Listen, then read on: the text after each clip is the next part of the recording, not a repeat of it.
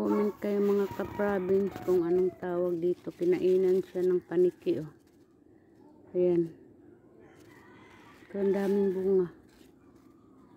Para siyang tibig. Pero yung dahon niya magaspang. Tsaka ganito, oh. Nakakain ba ito mga ka-province? Comment down below na lang kasi i-try natin tong tikman. Ayan, oh. Hindi ko alam kung ano to. Ganda nito. Parang tibig nga siya, oh. Kasi maliliit yung fig tree ba. Ayan, oh. Ayan mga ka-province.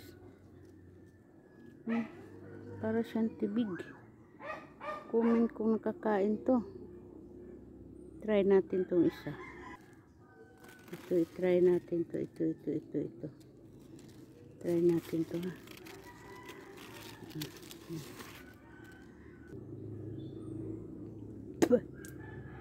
Yung mga ka-province, sinapong ko, wala mang lasa. Pero sabi nila, pag kinakain daw ng mga hayop, ng langgam, nakakain daw ng tao. Nakakain nila yan, eh.